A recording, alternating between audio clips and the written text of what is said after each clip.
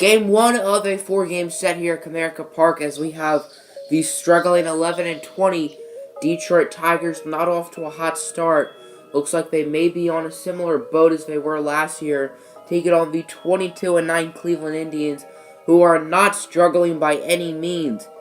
Pitching for the Tigers will be someone who they signed at the beginning of the year out of free agency, Matt Shoemaker, who in 6 starts is 2-4, but has a 3.11 ERA, so not a bad season for him. Let's go first inning as Francisco Lindor would go down swinging. Pitching for the Indians is Carlos Carrasco, who in 6 starts is 4-1 with a 2.79 ERA. Very good year for Carrasco.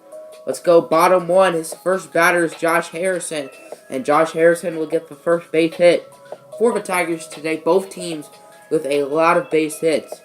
Now second inning as Jason Kipnis, the second baseman, with a little right center action. He's shopping gap, his third home run of the year, and the Indians will take a 1-0 lead.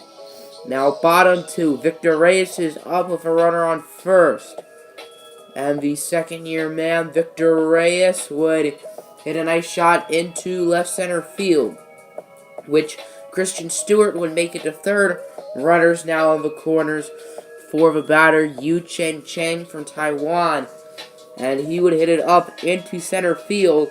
It would be caught for an out, but Christian Stewart would score, tying up the ball game at 1 apiece. So now 1-1. Top 3, Jose Ramirez, the leadoff man with a little oppo-popo into left center field. And the Indians would regain the lead at 2-1. His third home run on the season. Jose Ramirez excited that he hit a nice shot here at Comerica. Now top 5, Jeremy Hazelbaker with a play into right field. Nelson Cruz completely missed it. I don't know what he was thinking. Could have been a single for Hazelbaker, but instead it'll be a triple. So 2 outs, runner on third. Jose Ramirez hits it to short, but Yu Chen Cheng completely misses it. Runner scores, no error, and a single for Jose Ramirez. Next batter, Francisco Lindor with a little oppo-popo into the left center, not left center gap, into the left field gap. A lot of balls went into the left field gap as Christian Stewart would have a busy day on defense. Run scored, making it 4-1. Fouled in Matt Shoemaker's game, Brad Keller, the former Kansas City Royal, would enter as he gets Edwin Encarnacion on the slider. Now bottom 6, Bobby Bradley up with a runner on first. Bradley smacking a shot into right center field.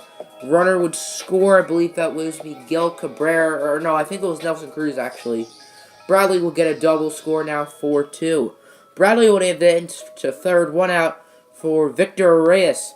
And Reyes would hit a shot to Francisco Lindor. Reyes would be barely out at first, but Bobby Bradley would score, making it 4-3. 7th inning, Jeremy Hazelbaker would get a nice shot into left field, and this would just be the beginning of a 1-out, not really rally, but a big 1-out entourage as Jose Ramirez would hit a single into center field. Hazelbaker would score. Indians take the lead 5-3. Or no, that's actually a double, sorry. Still 5-3. Paul Goldschmidt, the former Diamondback who the Indians signed in the offseason, would hit a 2-run double, making it now 7-3.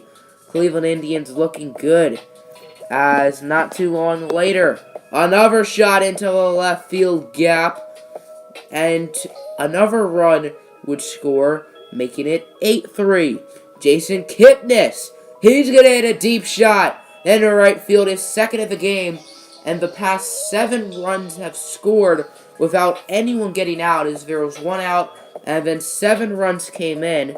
Now top 8, Jose Ramirez going to continue what was started in the 7th inning with a home run of his own, his second of the game. And it's now 12-3, Cleveland Indians. Still 12-3, Francisco Lindor, next batter, would hit a shot into left field. See, I told you there was a lot of balls that went into that left field area as Lindor would get a double. 2 runners on for Edwin Encarnacion. He would hit it into left field. Runner would score, making it 13-3. Still no outs. 13-3, 1 out for Detroit. 2 runners on as Christian Stewart in his first full season with the Major League club with a ground rule double. One run would score, making it runners on the corners for second and third, but the next 2 batters, Yu Chen Chang and Jake Norris, would strike out courteous of Dan Otero, who's the reliever in the game. Let's go top 9. Nick Castellanos, the former Tiger, who was traded last year for Bobby Bradley, Yu Chen Chang, and another prospect, Nolan Jones, as it's 14-4. Bottom 9 now. Run scores, making it 14-5. 14-5 with runners on the corners for Miguel Cabrera. Cabrera with a nice shot into right field. That will be a sac fly. The runner would score, making it 14-6. But that's pretty much how this game would end. Indians would clobber Detroit off of a great 7th inning.